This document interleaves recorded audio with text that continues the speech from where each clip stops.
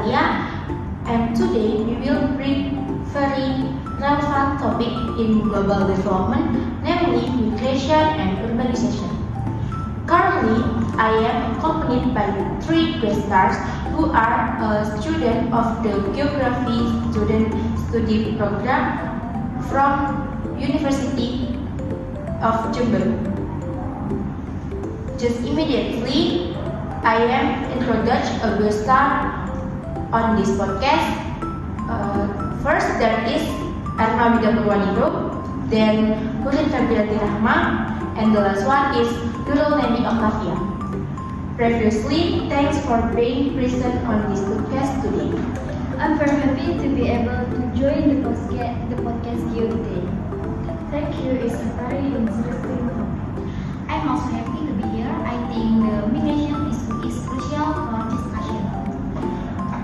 Wow, it seems that friends can wait to discuss this very important topic. Could you explain a little about what is urbanization? Of course, urbanization is the process of moving residents from village area to cities areas. This is often due to the search for economy, academy, and better for quality of life. Okay, move to the migration topic.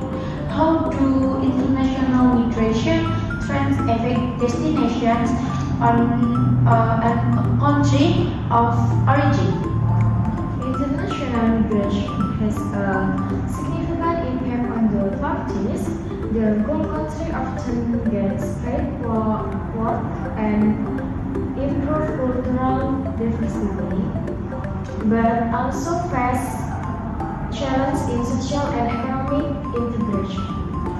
On the other hand, the country of origin often lose skilled labor but can also receive redundancy, which help the local economy. It is important to create policies that support both migrants and the community they live in.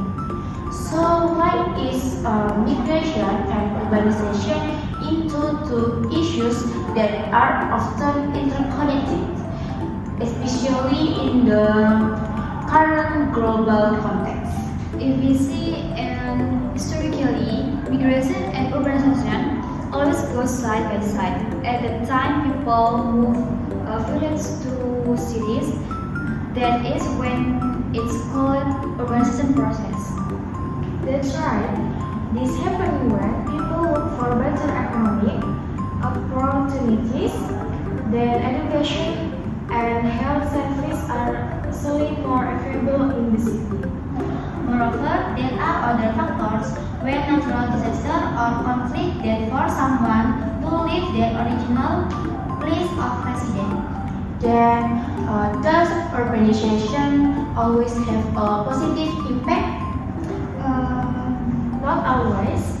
Urbanization may indeed affect economic development and innovation, but on the other hand, if this is not properly managed, urbanization can result in serious problems. Example like this, we can see a lot of big cities in the world facing severe traffic jams, population density, sanitation issue. So there should be a balance to be activated. Absolutely, as we know that there are currently a lot of big cities that are populated, but part of the population is a migration. Then will anyone have the story of migrant experience facing urbanization in big cities? So I often get stories about the difficult experience by migrants. Many of them move into a big city and look forward to getting a job, but the reality is not that easy. That's right. Even many of them actually live in slum, difficult to get clean water and challenging to get access to proper health service. Even big cities sometimes struggle in dealing with high migration rate, especially cities in developing countries. Okay, we talk about the very complex social impact. So, what is the role of the government in managing this? The government needs to design urbanization more strategic. It takes better city planning to infrastructure development and equitable distribution of research.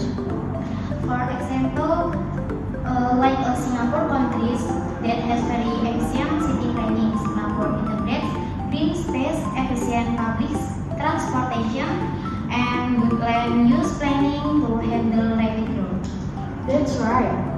In addition, it's also important the current development in the village area so that the community does not depend too heavily on big cities. If jobs and basic services are available in their home area, urbanization can be reduced. How do the countries facing migration challenges? Countries facing migration challenge need to focus on fair inclusion policies and integration. These include providing equal access for education, health, and social service for migrants. Moreover, it is important to build intercultural dialogues and promote understanding between migrants and local communities to reduce conflict and improve social value. So that means there are of efforts to reduce the flow of migration into big cities by improving things in the village. But does non-government organization have any role in this? So the role of non-governmental organization is also very important. They can help migrant communities adapt to the living of the city and also provide access to healthcare, education, and also help them to find jobs. Okay, so solution must come from various parties, but from the government, the organization, even the community itself. As I'm closing today's podcast, how do you think about the future of urbanization and migration? Will it be better or even getting more complex? If the text of the step used properly, I'm sure it will get better. Technology and innovation can help us better manage the city, but the police must support that. I think the challenge will continue to exist, but with mature planning and the right policy, urbanization can be positive force. And most importantly is we don't forget people behind migration, statistics, and urbanization. We need to ensure that our policies remain focused on the well-being of the community, both migrants and the city residents. Okay, thank you very much for the discussions on a podcast this time with a very rich topic inside about inside. We know the migration and urbanization are very complex issues, but there is still hope that we can work together. Thanks to Westar who was already present on this podcast. See you next time. Thank you.